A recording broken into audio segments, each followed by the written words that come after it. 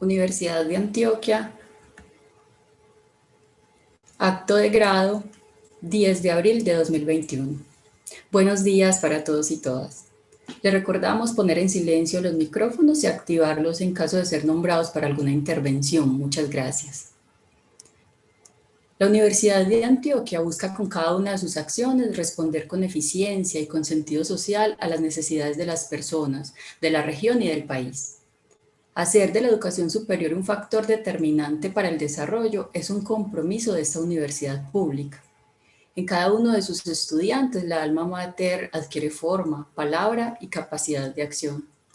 Por esta razón, para el Instituto de Estudios Políticos, en alianza con la Vicerrectoría de Extensión, la Facultad de Ciencias Farmacéuticas y Alimentarias, la Facultad de Derecho y Ciencias Políticas de la Universidad de Antioquia, esta mañana es un gusto y un honor darles la bienvenida a este acto de graduación en el cual 31 estudiantes recibirán la certificación en el diploma en la planta de cannabis. Esta alianza se realiza también con el apoyo de inversiones Grassroots, Breeders, Fundación Salvaterra, Colombia Orgánica y Fundación Fundaluba. En este acto especial y en el diploma agradecemos el apoyo y el acompañamiento del señor rector de la Universidad de Antioquia, el doctor John Jairo Arboleda Céspedes, el vicerrector de Extensión, doctor David Hernández García, y su antecesor Pedro Mariles Muñoz, el decano de la Facultad de Ciencias Farmacéuticas y Alimentarias, el profesor Hugo Orlando Ríos Ortiz, el decano de la Facultad de Derecho y Ciencias Políticas, el doctor Luque Gil Neira, y el director del Instituto de Estudios Políticos, el profesor William Freddy Pérez Toro, y el coordinador de extensión del Instituto de Estudios Políticos, el profesor Andrés Felipe Lopera Becerra. Saludamos especialmente a todos nuestros graduandos, a sus familias, a los amigos y a los profesores que los acompañaron en este periodo. Especialmente también al doctor Juan Manuel Galán Pachón, ex senador de la República y autor de la Ley 1787 de 2016, sobre el uso médico y científico del cannabis. Él hoy nos brindará una charla pública con motivo de los grados del diploma en la planta de cannabis. A continuación, escucharemos las palabras del director del Instituto de Estudios Políticos, el profesor William Freddy Pérez Toro. Buenos días, director. Buenos días, Juliet. Buenos días, queridas amigas y queridos amigos. Estimado Juan Manuel Galán. El Instituto de Estudios Políticos, del que yo soy vocero en eventos como este, celebra muy especialmente el encuentro de esta mañana. Y lo celebra al menos por dos razones. Primero, porque no es un programa habitual el que ustedes han logrado sacar adelante. Es todavía una especie de programa disruptivo, pero sin ínfulas. Una juntura de saberes que examina un objeto con una actitud detenida, documentada y rigurosa, es decir, con el más natural de los criterios que demanda la universidad, la crítica. Y por eso sin ínfulas también, sin esnovismo, si ustedes quieren. La planta, sus cultivadores, la gente que la usa o la que la contempla, no piden finalmente ninguna especie de derecho o de trato diferencial. Lo que demandan es más bien un derecho tan liberal como el derecho a la indiferencia. No hay nada que nos haga perversa o nocivamente diferentes, es en lo que insisten. No te fijes en mí, señora ley, que no somos más que otros de la especie que ya conoces y yo veré. No te jodemos. Aún más, si me apuras, hacemos exactamente lo contrario. No hay justificación para la discriminación. En una palabra, señora ley, no hagas que un programa de estudios sobre la planta de cannabis sea disruptivo y actúa por lo menos como si la libertad fuera en realidad un principio de un orden democrático. Esto último es exactamente lo que el instituto procura, lo que esta universidad procura. Por eso celebra el diploma, porque se aviene con su idea de orden, de la política y de una sociedad menos atraviaria y menos enredada en sus propias y torpes trampas, o en trampas compradas al costo de la libertad y la vida de su propia gente. En segundo lugar, el instituto celebra este momento porque el diploma ha enfrentado adversidades ya menos culturales y políticas que aquellas. Una variedad de virus, una pandemia y unas restricciones sobrevivientes para las cuales no estábamos o no estaba preparada la humanidad. Ustedes habrán de saber cuántas reuniones, discusiones, debates, decisiones y operaciones internas hubo que adelantar y cuánta preocupación nos generó que fuera precisamente este programa el que se viera afectado. Eso solo paramos de lamentarlo precisamente en los momentos en los cuales ustedes, estudiantes, con su aliento y su generosidad, entendieron las dificultades que debió enfrentar la universidad y el instituto y avanzaron con nosotros hasta este momento. Nuestro reconocimiento por eso. Agradezco por esa misma razón a Juliet, a Felipe, a Adrián, a Kenny, a Jader y a Giovanni. Su angustia por todos los avatares valió la pena.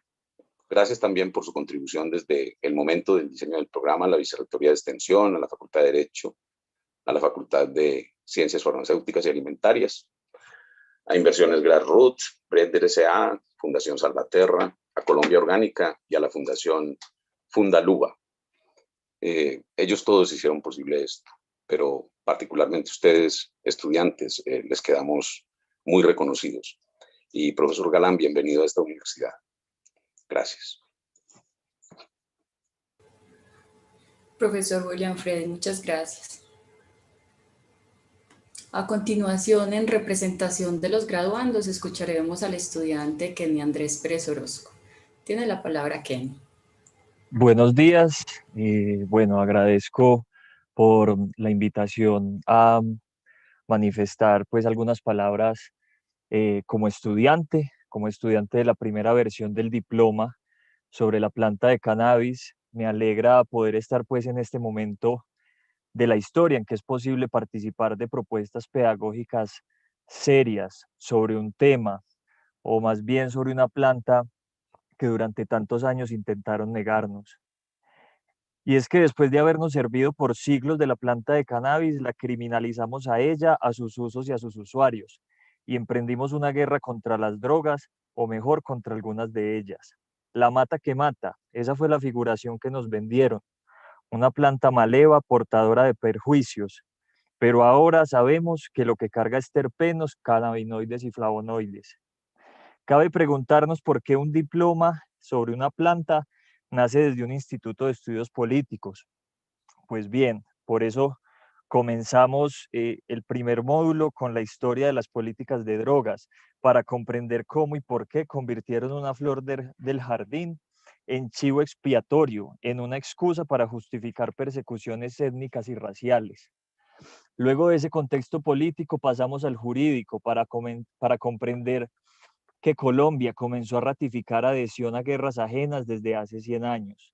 También fue importante revisar la jurisprudencia reciente, principalmente desde la Ley 30 de 1986, el Estatuto Nacional de Estupefacientes, promulgado en plena guerra del Estado contra el cartel de Medellín y sus aliados corruptos en la política nacional.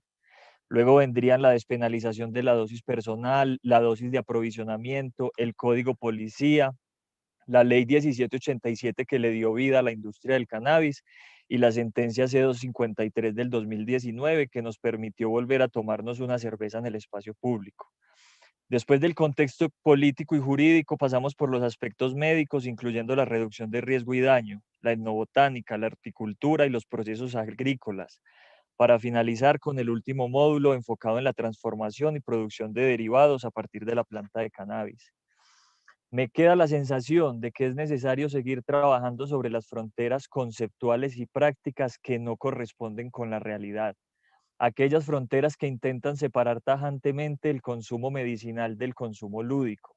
Pareciera que se intenta privar del acceso a la planta y a sus beneficios a aquellos que la disfrutamos, como si la búsqueda del bienestar y la buena salud no pasara también por la búsqueda del placer.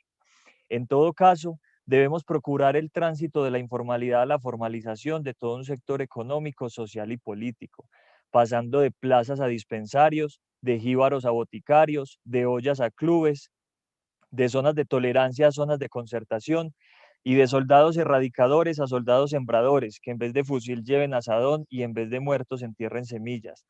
Como diría el profesor Adrián Restrepo en su tesis, otra historia de las drogas es posible. Muchas gracias al Instituto, a la Universidad de Antioquia por hacer posible estos espacios y también al doctor Juan Manuel Galán que se ha dado la pela desde los espacios de debate políticos para hacer que una industria como estas, al menos desde la parte medicinal, pueda comenzar a florecer. Muchas gracias.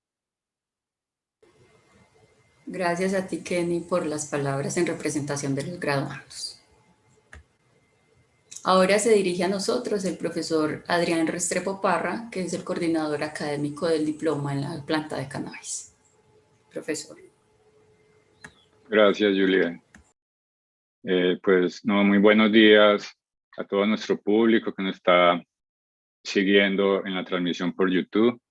De una vez les advertimos que las preguntas deben de formularlas por el chat de este canal para recogerlas para poder debatir ahorita más adelante.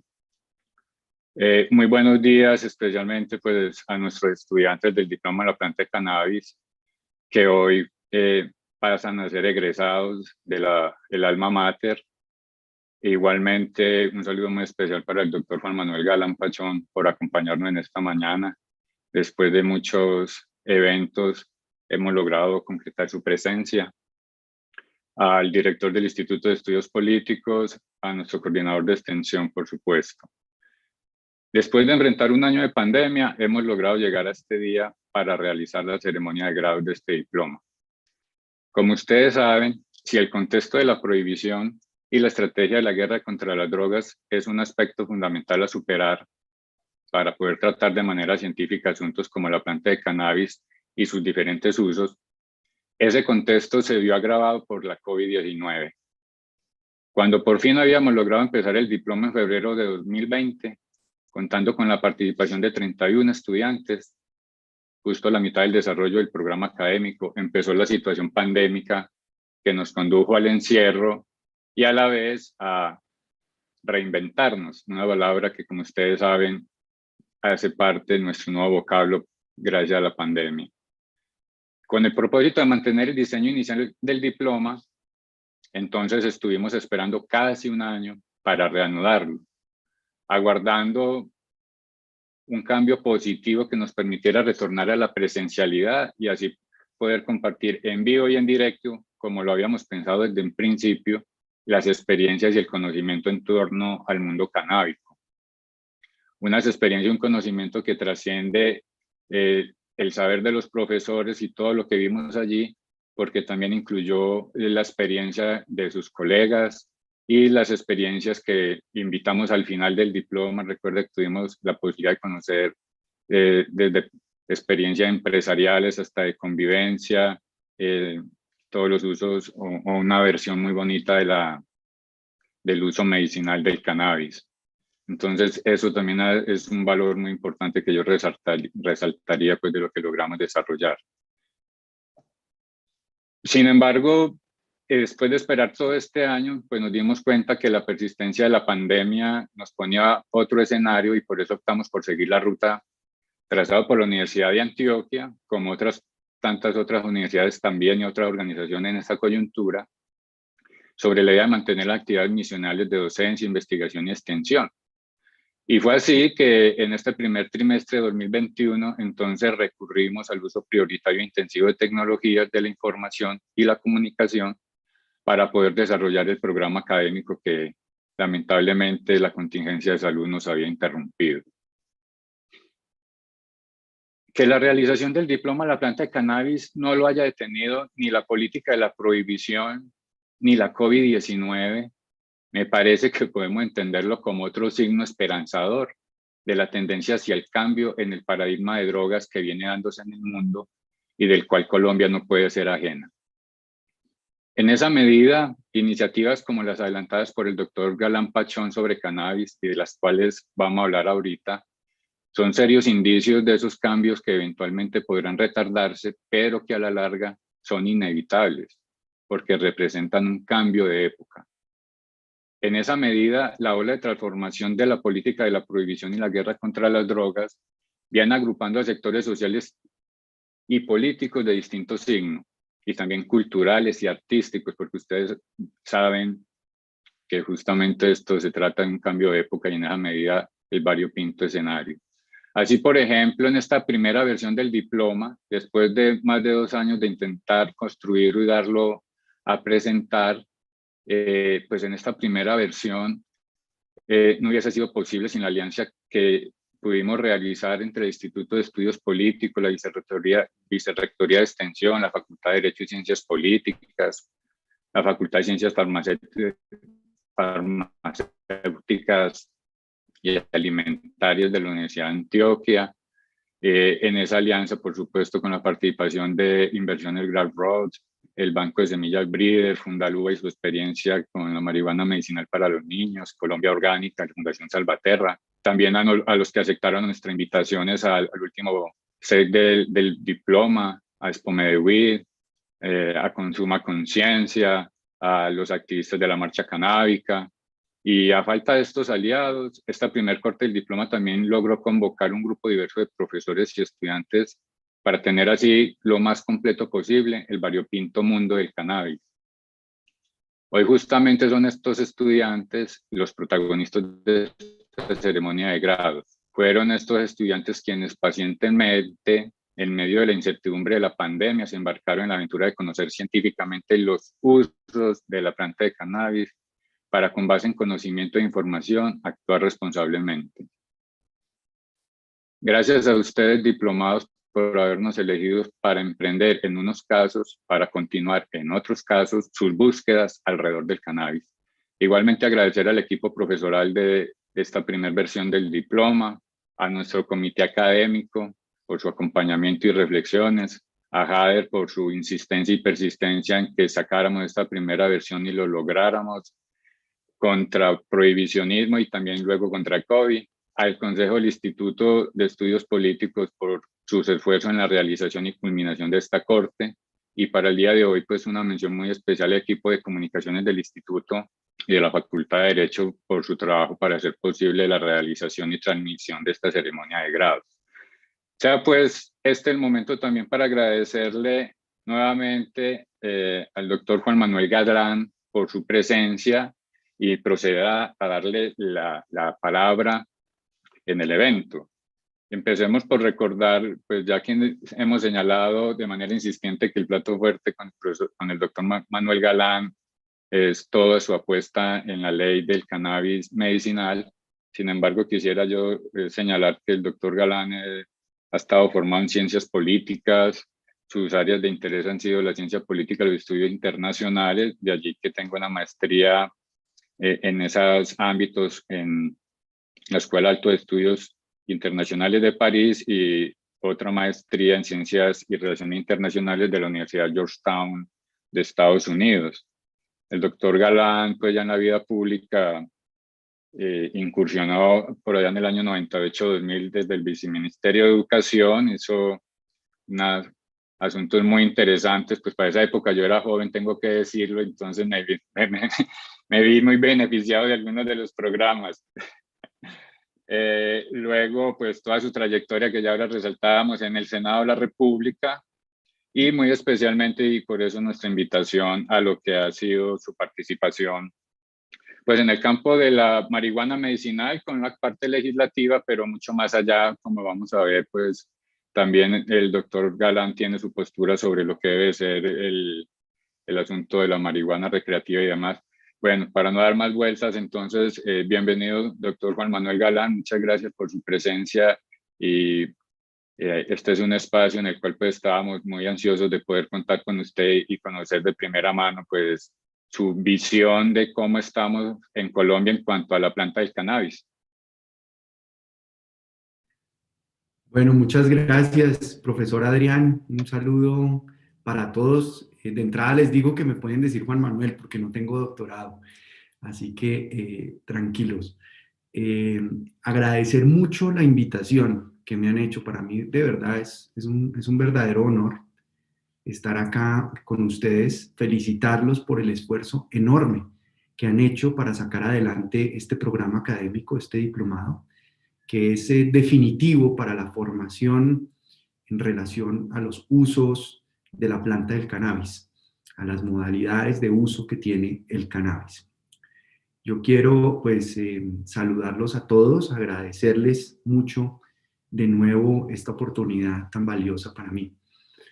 Yo quiero empezar contándoles un poco la historia política y personal de todo este proceso. Por supuesto, mi historia personal y el asesinato de mi padre en 1989 entre los carteles del narcotráfico, en esa época el cartel de Medellín, el cartel de Cali, los paramilitares del Magdalena Medio, que fueron los autores materiales del crimen, políticos que estaban al servicio de esos carteles del narcotráfico, de esos paramilitares y miembros de los organismos de seguridad del Estado, en el DAS, en el Ejército y en la Policía, que también estuvieron vinculados al crimen.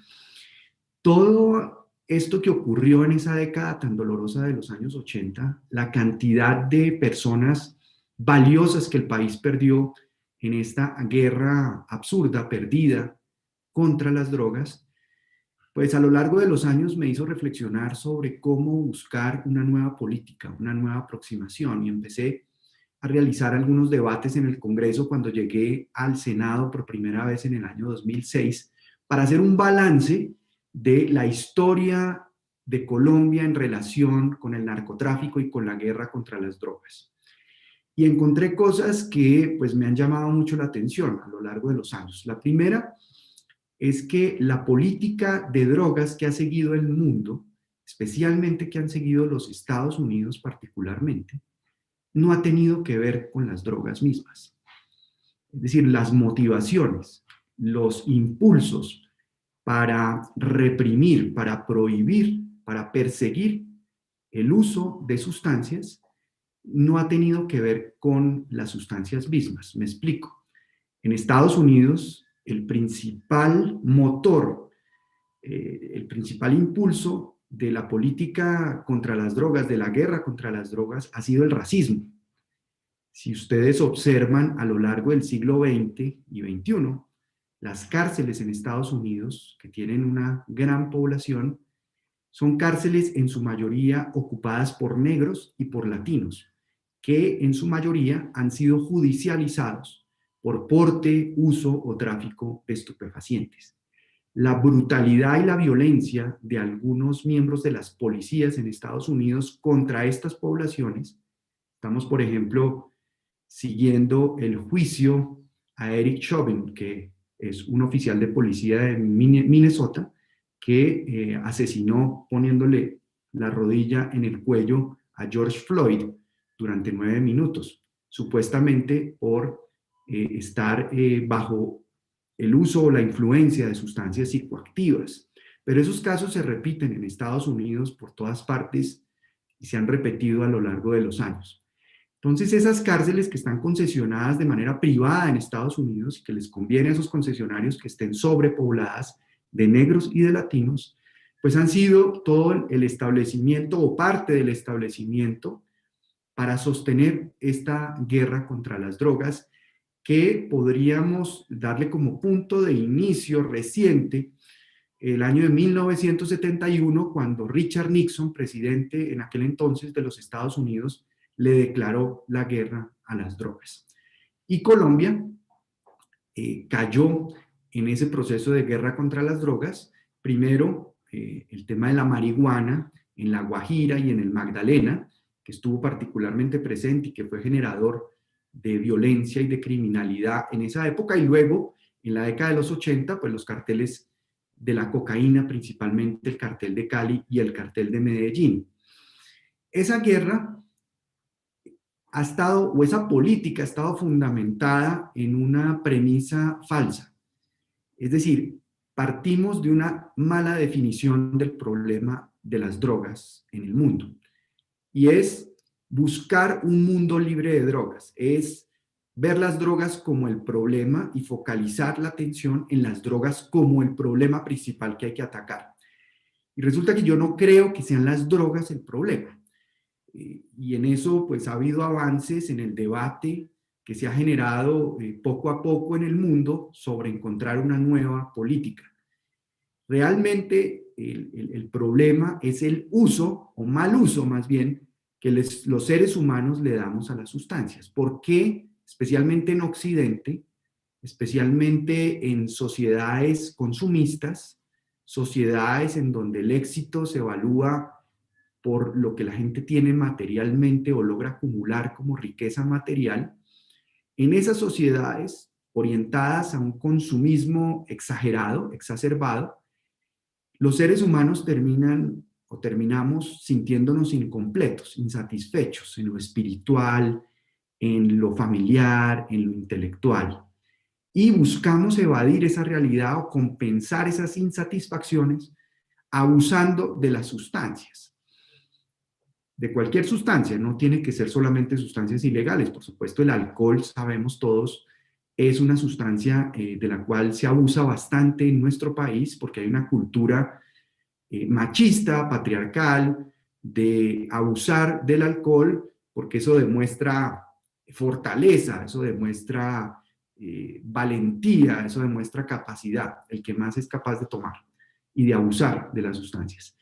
Entonces, esas sociedades orientadas hacia un consumo exagerado han terminado generando seres humanos insatisfechos que buscan compensar esas insatisfacciones abusando de las sustancias. Entonces, el problema no lo deberíamos definir como un mundo libre de drogas, sino más bien como un mundo libre de abuso de las drogas y de las sustancias.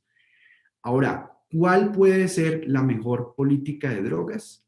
Yo creo que la evidencia nos muestra cada vez más, y semanarios importantes y prestigiosos en el mundo como The Economist le han dedicado 2 portadas a lo largo de los años, una en la década del 80 y otra más recientemente en la década del 2000, a que la mejor política o la menos mala de todas las políticas es avanzar hacia una regulación de todas las sustancias.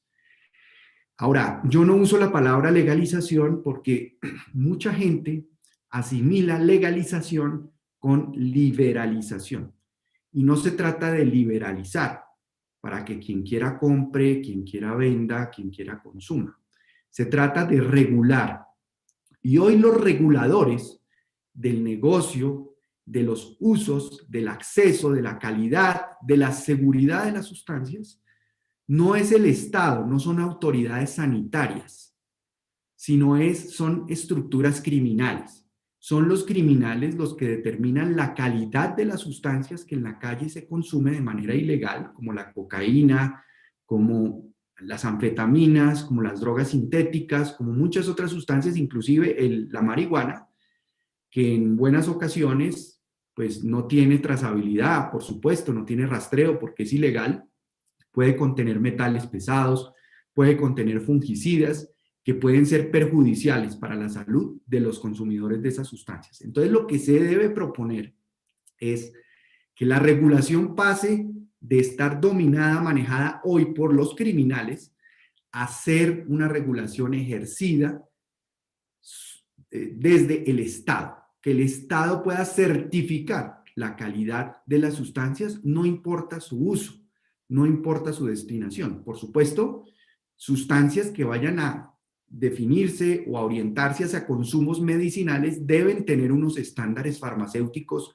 muy altos. Y de hecho, la marihuana de uso medicinal, por eso necesita o requiere de una infraestructura que es costosa, porque es un producto cultivado, es un producto agroindustrial, pero que debe cumplir unos estándares de buenas prácticas de manufactura, de buenas prácticas de cultivo, de buenas prácticas de extracción, que necesita una infraestructura de laboratorios, de investigación, de ciencia y de tecnología, que es costosa y que garantiza precisamente la calidad de la sustancia que los pacientes van a consumir. Entonces, lo que debemos procurar es avanzar en convencer al mundo con un caso en Colombia convincente que toque todas las aristas de este problema de la política de drogas, para convencer al mundo de avanzar hacia una política de sentido común, hacia una política fundamentada en la evidencia, en los datos, en la información, no en seguir fórmulas del pasado que hemos reciclado a lo largo de 50 años y que ya sabemos no funcionan. Son un fracaso y causan más daño que beneficio. Por ejemplo, las fumigaciones aéreas, que el gobierno está empeñado tercamente en retomar. Esas fumigaciones aéreas, ¿qué nos muestra la evidencia? Entre el año 95 y el año 2014, Colombia gastó, o diría yo, malgastó, 100 billones de pesos. Sí, 100 millones de pesos en fumigaciones aéreas y en operaciones militares ligadas a las fumigaciones con glifosato.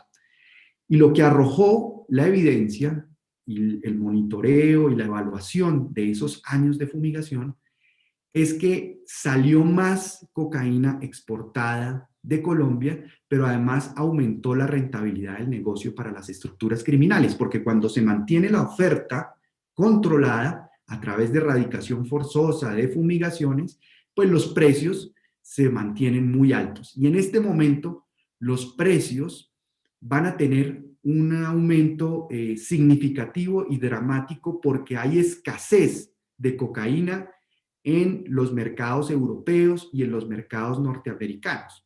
¿Por qué hay escasez de cocaína? Porque los lugares, por ejemplo, donde habitualmente se consume la cocaína, que son los clubes, que son las discotecas, que son los bares, han estado cerrados por la pandemia. Entonces, cuando se reabran estos lugares, pues el negocio y la demanda va a ser muy fuerte y los precios van a estar muy arriba, presionados no solamente por la demanda, sino presionados por la contención de la oferta a través de las fumigaciones aéreas con glifosato. Pero eso, repito, la evidencia nos muestra que no limita la exportación de cocaína, que principalmente está saliendo por vía marítima desde el Pacífico colombiano hacia Centroamérica, pero también hacia la ruta europea, que es principalmente Amberes, el puerto de entrada en Bélgica de la gran mayoría de la cocaína que sale de Colombia y llega a Europa. Y a pesar de la colaboración judicial y de que la Fiscalía colombiana entrega información a las autoridades belgas, esas autoridades no hacen nada con esa información y dejan pasar la cocaína. Eso es un punto para considerar. Ahora, en esta política hay dos, sabemos, nodos débiles, vulnerables, que son, en un extremo, los adictos y los consumidores problemáticos que necesitan un enfoque de derechos humanos y de salud pública, para los cuales hemos trabajado legislaciones interesantes, importantes, como la Ley 1566, que también tuve la oportunidad de ser su autor en el año 2012, que reconoció la adicción en Colombia como una enfermedad y que le ordenó al sistema de salud diseñar y abrir ofertas de tratamiento de buena calidad para recuperar y tratar a las personas víctimas de la adicción.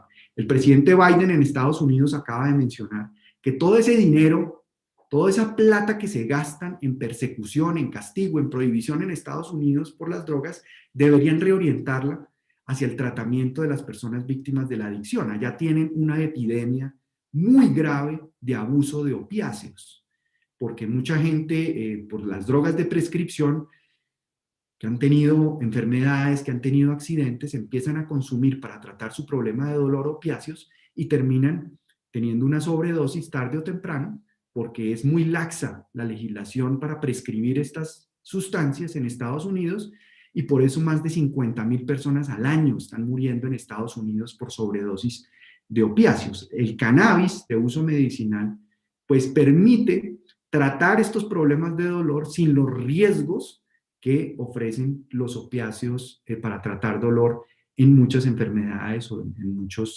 patologías.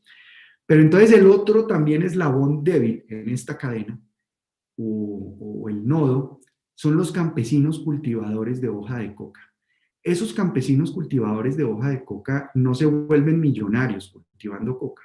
Es la única opción que tienen para sobrevivir, recibiendo poco menos de un salario mínimo por su cultivo, porque no hay carreteras, no hay vías terciarias, porque no hay servicios públicos, bienes públicos de óptima calidad que el Estado esté capacidad de ofrecer para que esas poblaciones rurales y campesinas tengan opción de sustituir cultivos, de tener conectividad, de tener crédito, asistencia técnica, de poderse asociar en cooperativas que permitan de esa manera tener programas de comercio justo. Entonces, esa política de persecución, de fumigación, además lo que hace es presionar la deforestación, que es el primer problema que tenemos ambiental en Colombia en este momento, la deforestación.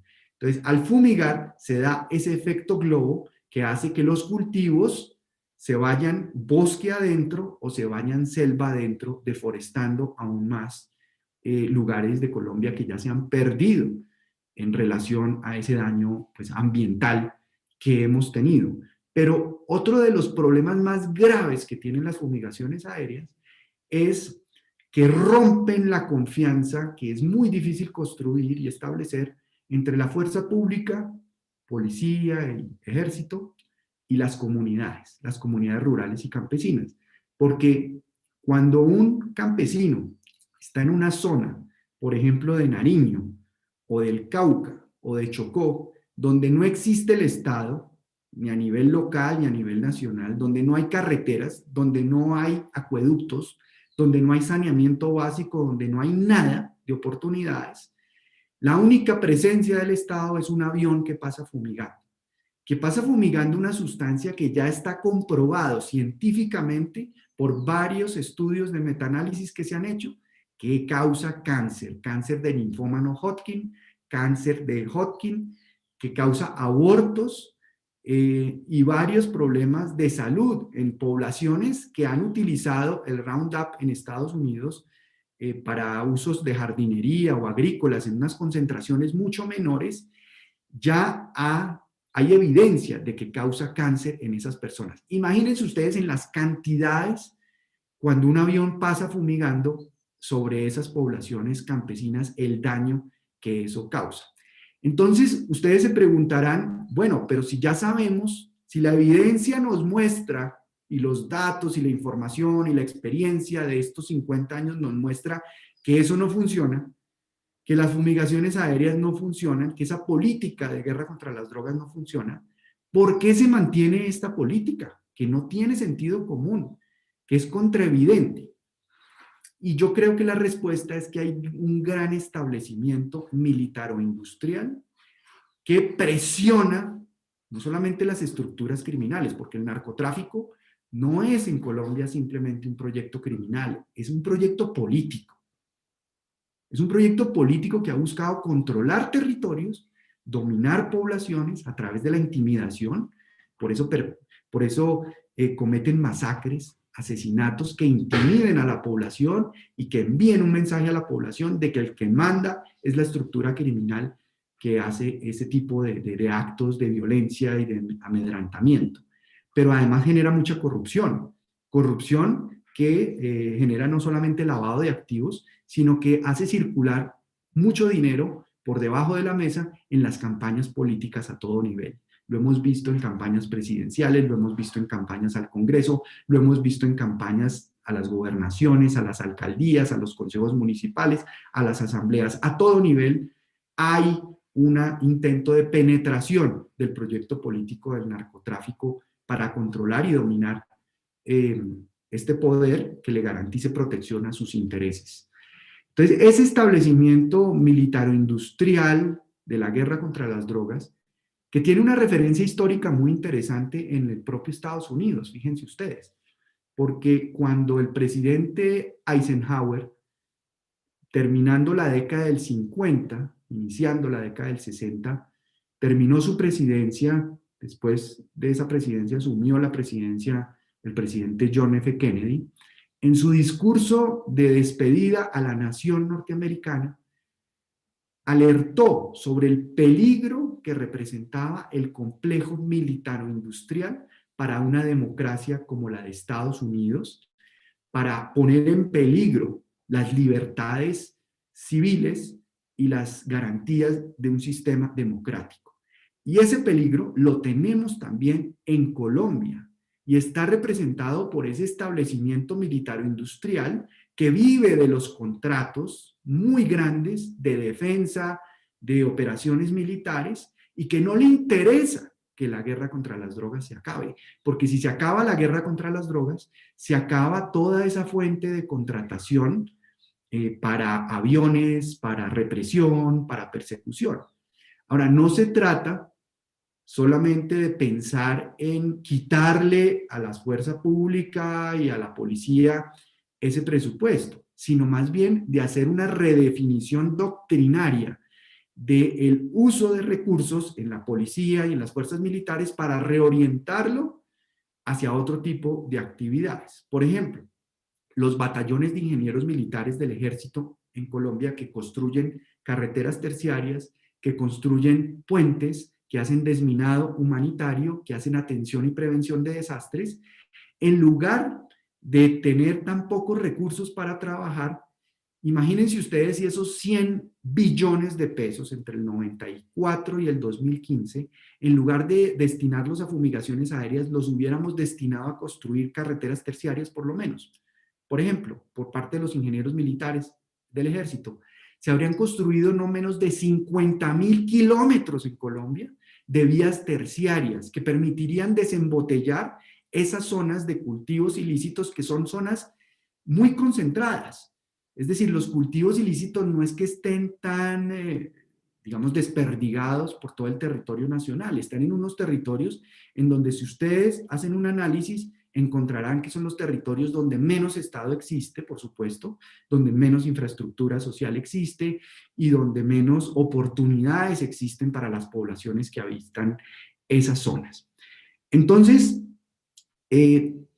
la nueva política de drogas tiene que avanzar hacia una regulación de todas las sustancias por parte del Estado, pero tenemos que armar una coalición internacional en donde participe la academia, donde participe el sector privado, donde participen gobiernos, donde participen líderes sociales de la sociedad civil, para ir avanzando en construir un ambiente de presión, de coalición, por una causa justa, que es terminar la guerra contra las drogas, que solo nos deja masacres, asesinatos, corrupción, y además que nos hace perder muchas oportunidades. La apuesta que nosotros quisimos hacer con esta ley 1787 de regular el uso medicinal del cannabis tiene que ver con cambiar la historia de Colombia en relación con sus exportaciones. Colombia tradicionalmente ha tenido una economía extractivista, una economía sin valor agregado, sin ciencia, tecnología, innovación en su producción. La misión de Sabios de 2019 arrojó como resultado que la principal apuesta que Colombia debe hacer para los próximos 100, 120 años es la biodiversidad. Hace poco miraba yo un programa de televisión bastante interesante de una serie en Amazon, que se la recomiendo, que se llama GT, Grand Tour. Y es una serie de carros y de vehículos y viajan por todo el mundo recorriendo carreteras. Y es con 3 presentadores muy famosos británicos que hacen este programa. Y vinieron a Colombia. Y lo que más les llamó la atención de inmediato fue la biodiversidad de Colombia, que es algo que el mundo reconoce como una ventaja, además su riqueza hídrica, su riqueza en los océanos, en fin. Es algo que se reconoce como una riqueza y una ventaja comparativa muy importante que tiene el país. Pero nosotros no le hemos apostado a esa ventaja comparativa para volverla una ventaja competitiva. Y la única manera es que le apostemos a la ciencia, la tecnología, la innovación y la investigación.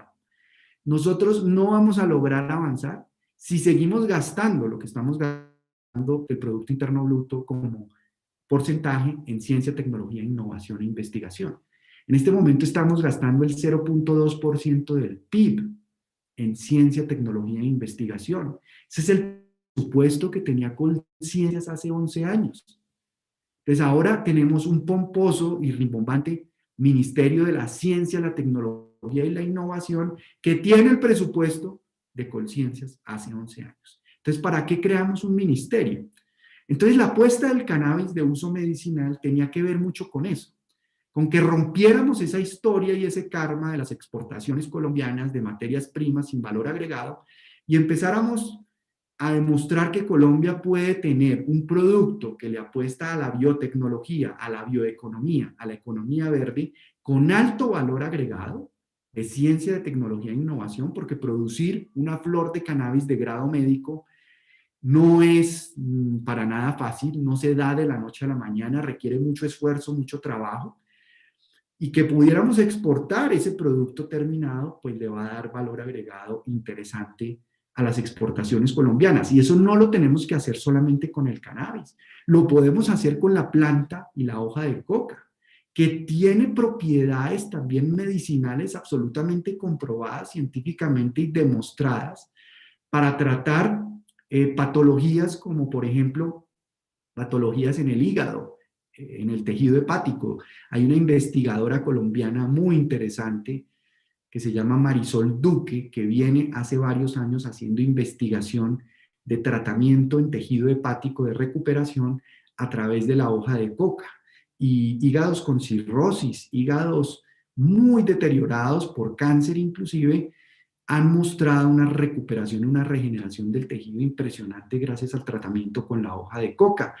Hay un uso ancestral también en Colombia por las poblaciones indígenas de esta planta de la hoja de coca que debe ser recuperado y recogido como experiencia también para combinarlo con la ciencia y la tecnología tradicional, digamos, del desarrollo de este tipo de plantas. Entonces estamos aquí perdiendo una gran oportunidad de encontrar productividad, encontrar crecimiento, encontrar emprendimientos que le generen recursos a zonas muy pobres y muy deprimidas del país, que están sumidas en la guerra contra las drogas, atrapadas en la guerra contra las drogas, por un establecimiento, repito, militar o industrial de intereses ocultos que presionan al Estado y al gobierno para mantener esta política contraevidente y absurda de la guerra contra las drogas. Lo último que ocurrió es, por ejemplo, la tutela, que es una institución fundamental de amparo de derechos y de protección de derechos de los ciudadanos más vulnerables, y el gobierno quiere desfigurar la tutela, desnaturalizar la tutela, y que las tutelas, por ejemplo, en relación a las fumigaciones aéreas, solo las pueda conocer el Consejo de Estado, cuando la naturaleza misma de la tutela, su espíritu original para proteger derechos fundamentales es que el amparado pueda escoger su propio juez y pueda acceder fácilmente al juez más cercano para que sus derechos sean amparados. Quiero hacerles algunos comentarios sobre cómo veo la industria del cannabis hoy en Colombia y en el mundo. Creo que un error que se cometió, que hace parte un poco del ambiente y del estado de ánimo de fiebre verde, de fiebre de la marihuana. La humanidad, ustedes saben, ha tenido varias fiebres a lo largo de su historia con los negocios. Entonces, la fiebre amarilla, la fiebre del oro, la fiebre negra del petróleo, la fiebre del caucho, que tuvo también una época muy presente en nuestro país y dolorosa porque generó violencia y generó desplazamiento. Y ahora la fiebre verde con la marihuana. Entonces todo el mundo pensó que esto iba a ser un negocio solamente de tomar una tierra, sembrar unas matas y volverse multimillonario de la noche a la mañana y hacer el gran negocio. Y resulta que la lección aprendida últimamente en el mundo es que nos dedicamos solamente a la oferta y no construimos demanda, no construimos mercado. Estoy hablando solamente del mercado de uso medicinal en este momento. Y para que ese mercado se pueda dar, es fundamental la formación y capacitación de los médicos. Los médicos deben aproximarse a la evidencia científica, a los estudios que ya están empezando a aparecer y que el retiro de la Convención de Naciones Unidas de 1961, de la parte 4, en donde están categorizadas las sustancias más peligrosas y que no se les reconoce propiedades medicinales y científicas, el retiro del cannabis de esa lista fue muy importante precisamente para desbloquear la investigación científica alrededor del cannabis, y eso va a servir para que empiecen a surgir estudios que tienen que ver con dolor, con sueño, estudios que tienen que ver con tratamiento de los síntomas de los tratamientos de cáncer a través de las quimioterapias que causan náuseas, vómito, malestar general, ansiedad, pérdida de sueño, pérdida de apetito, para mitigar como tratamiento complementario esos síntomas. El cannabis de uso medicinal pues ha demostrado ya, y hay estudios al respecto, su efectividad como tratamiento complementario. Es posible que como tratamiento principal pueda también ir evolucionando a medida que la investigación científica también avance. Pero entonces mostrarle esa investigación a los médicos para capacitarlos, para generarles confianza en el acompañamiento que le prestan a sus pacientes, en la asesoría que le prestan a sus pacientes.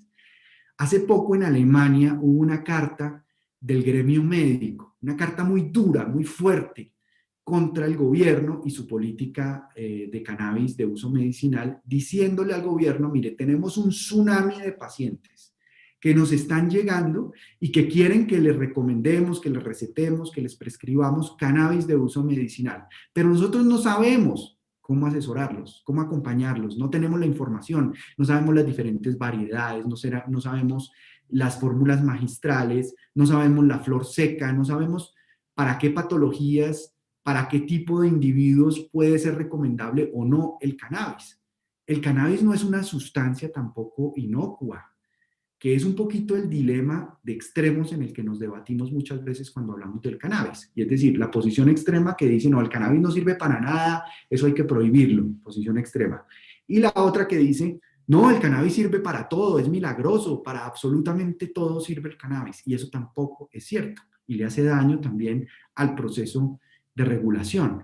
El cannabis, por ejemplo, para las personas que sufren de arritmias cardíacas, debe tenerse mucho cuidado cuando una persona tiene arritmia cardíaca en la prescripción o el uso de cannabis con fines medicinales. Las personas que tienen también tendencias a enfermedades o patologías mentales como esquizofrenia, neurosis, en fin, todas estas patologías debe tener un uso con mucho cuidado en cuanto a la dosis, en cuanto a la variedad, en cuanto al seguimiento médico.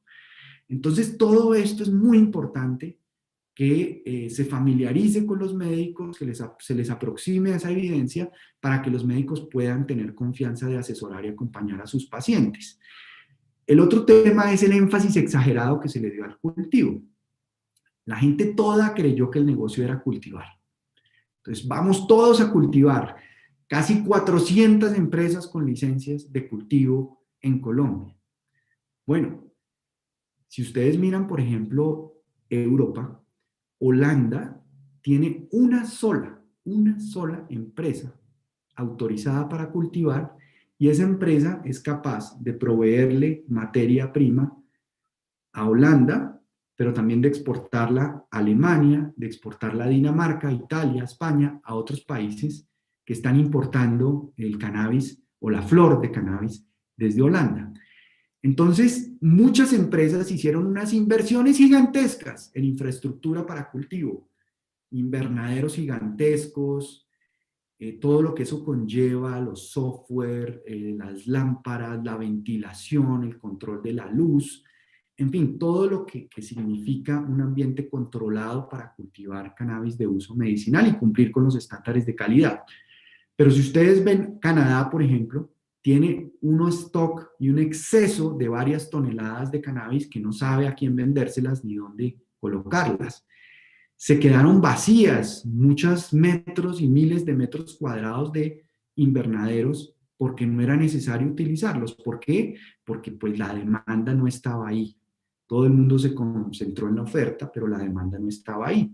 ¿Por qué? Porque esto es un proceso de transición cultural que toma tiempo. Y repito, los médicos son fundamentales. Los pequeños productores también son fundamentales para que este negocio no sea solamente el negocio del mega cannabis, del big can, como dicen, del big cannabis. Es decir, las mega empresas que vienen a apoderarse y a monopolizar el negocio y a dejar a la deriva, al margen del camino, a poblaciones que han sufrido la guerra contra las drogas, en términos de violencia, de corrupción, de abandono, de falta de oportunidades por parte del Estado, y que deberían ser las poblaciones prioritariamente atendidas por el Estado para darles la oportunidad de hacer parte de este negocio de manera lícita, de hacer la transición de la ilegalidad, no necesariamente de la criminalidad, es decir, sin violencia, pero que han estado en la ilegalidad para que hagan tránsito a la legalidad. Ahí debe estar el apoyo del gobierno, con líneas de crédito, por ejemplo, del Banco Agrario, con tasas subsidiadas, para que los pequeños productores también puedan asociarse. Un laboratorio en relación con el cannabis de uso medicinal, pues es una infraestructura costosísima, pero si varios pequeños productores hacen una alianza en una cooperativa, hacen también una alianza con grandes o con medianas empresas, pues pueden tener esperanza y posibilidad de participar en el negocio, abandonando esta idea de integración vertical que se tuvo con el cannabis de uso medicinal, en donde quienes incursionaron al principio en el negocio creyeron que podían abarcarlo todo, desde la semilla, el cultivo, la extracción y la exportación de producto terminado para ser consumido por pacientes en el exterior. Otra cosa que la industria ha cometido un error, a mi modo de ver, es en despreciar el mercado interno.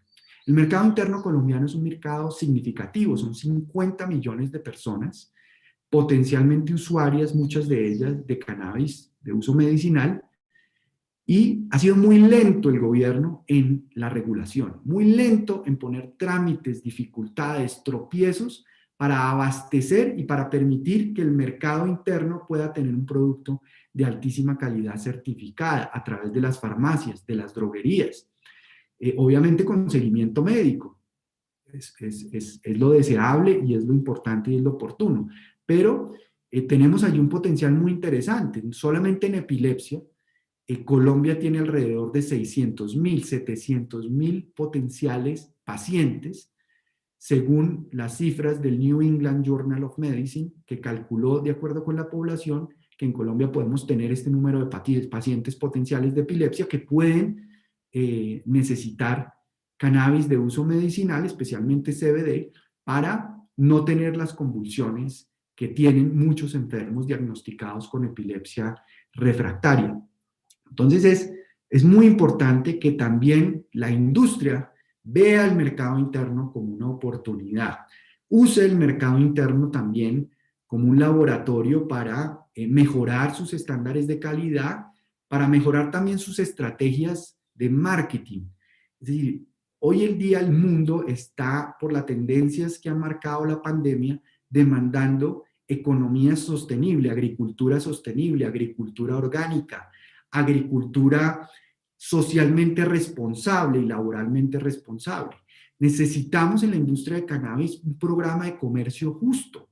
Necesitamos también programas de sostenibilidad ambiental en el uso del agua, en el uso de la electricidad y de la energía para producir. Necesitamos también estándares laborales que sean óptimos de seguridad social, de respeto por los derechos de los trabajadores, porque eso le da un valor agregado social, ambiental, además del tecnológico, que tiene el producto de cannabis que nosotros queramos sacar de Colombia y exportarlo, y eso nos va a dar una ventaja competitiva adicional al cannabis que Colombia produce. Ahora, en materia de desarrollo precisamente de esos estándares de calidad, es muy importante que el cannabis en Colombia tenga un sistema de rastreo y de trazabilidad. Los medicamentos en Colombia no lo tienen y estamos en mora de que lo tengamos. Es decir, que a través de las tecnologías de códigos QR, de estampillas, el regulador con un teléfono celular fácilmente pueda escanear un código y tener toda la historia de ese producto, que el médico que le va a recomendar a un paciente el uso de un tipo de cannabis, escaneando ese producto pueda saber de dónde viene ese cannabis desde la semilla certificada, en qué finca estuvo, si tiene metales pesados, si no tiene metales pesados, fungicidas, si es un producto que cumple con GMP, con buenas prácticas de manufactura, de cultivo, de extracción, que el empaquetado también cumple con los estándares. En fin, ese rastreo y esa trazabilidad del producto de cannabis es muy importante. Y una nota final para mencionarles que si bien es importante que avancemos hacia la regulación de otros usos del cannabis, es decir, el cannabis no es medicinal o recreativo, es el uso que le damos al cannabis, es el mismo cannabis, es el uso. Entonces, ¿le damos un uso medicinal o le damos un uso adulto? Yo no uso la palabra recreativo, porque como el tema de legalización, liberalización, la palabra recreativa también genera, digamos, unos malentendidos o unas malas interpretaciones a mi juicio que son inconvenientes. Yo creo que hoy en día se habla de cannabis de uso adulto, porque eso de entrada excluye a los menores de edad, y el consumo de sustancias en menores de edad siempre será un consumo problemático.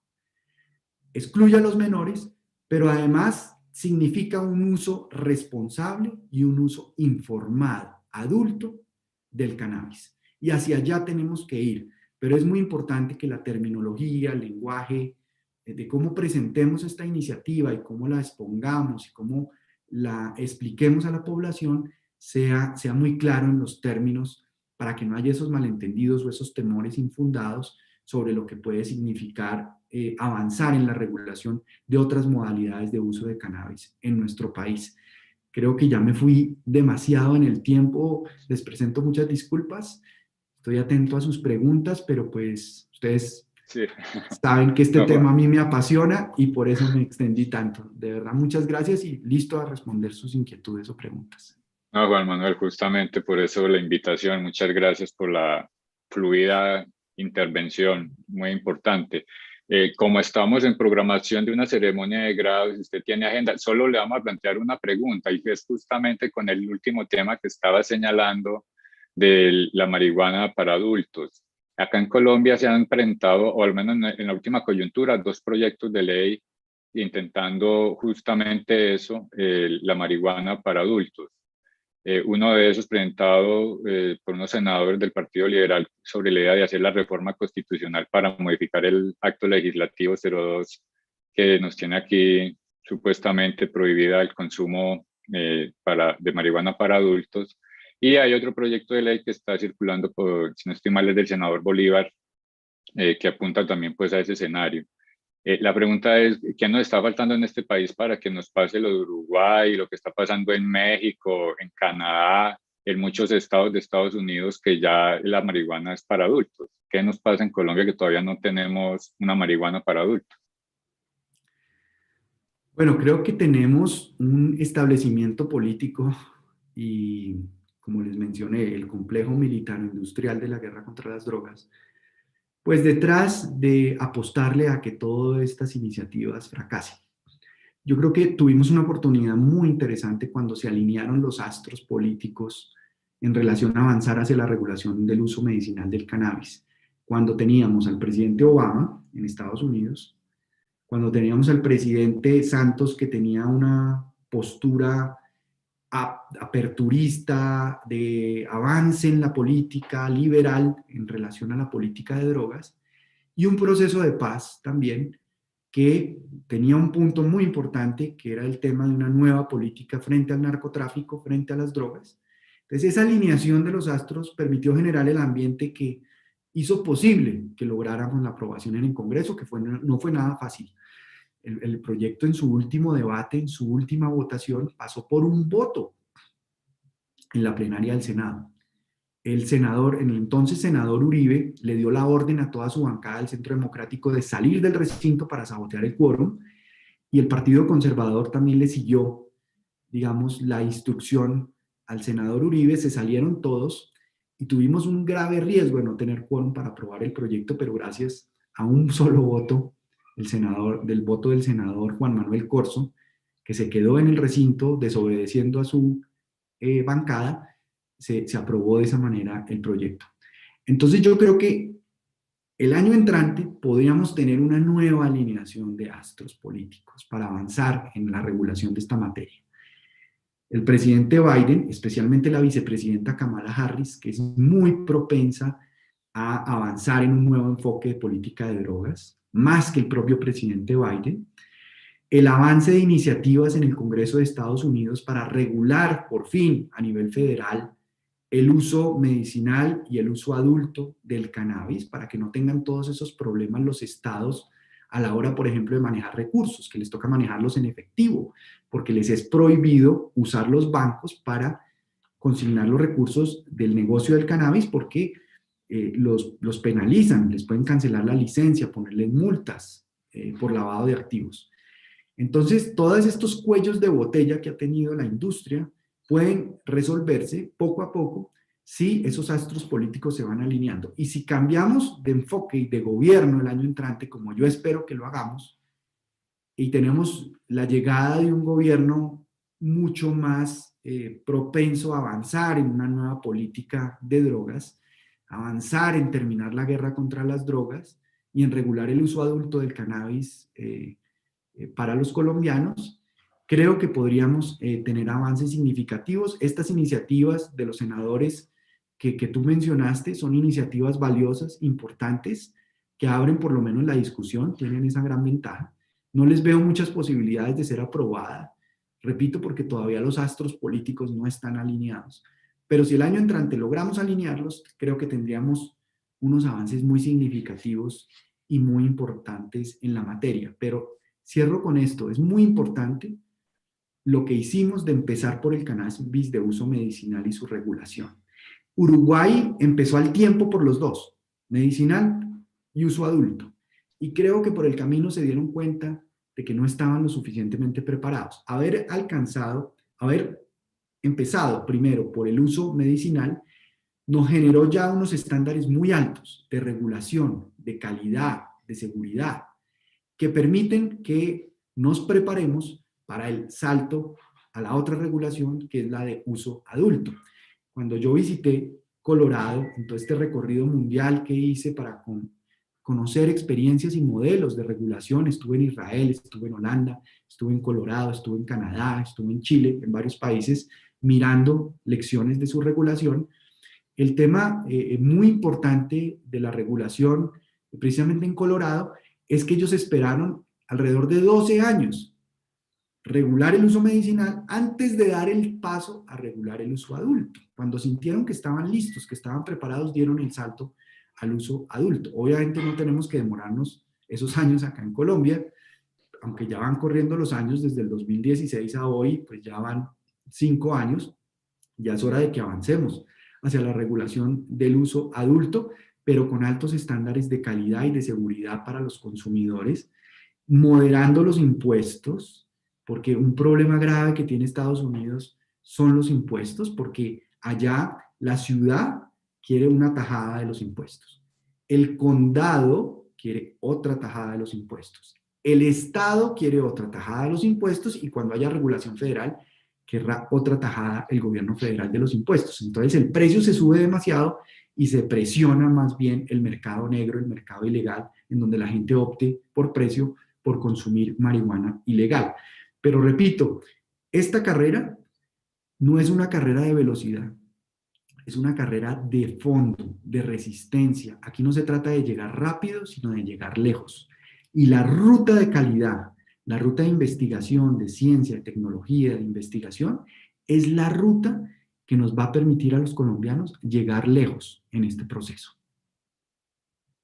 Juan Manuel, muchas gracias nuevamente en nombre del Instituto de Estudios Políticos, la Universidad de Antioquia y este diploma de la planta de cannabis. Un gusto haber compartido con usted esta mañana y esperamos que en próximas versiones que las vamos a sacar del diploma, por supuesto, podamos volver a contar con su presencia.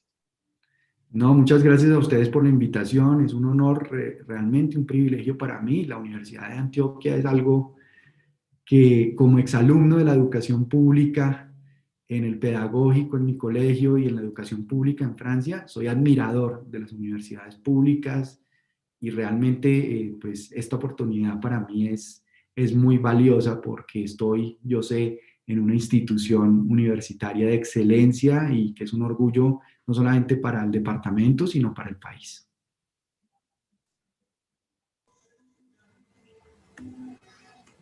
Un agradecimiento entonces especial al ex senador Juan Manuel Galán, que nos acompaña en esta mañana dictando la charla de actualización en la planta de cannabis, que cobra gran importancia en distintos escenarios nacionales e internacionales.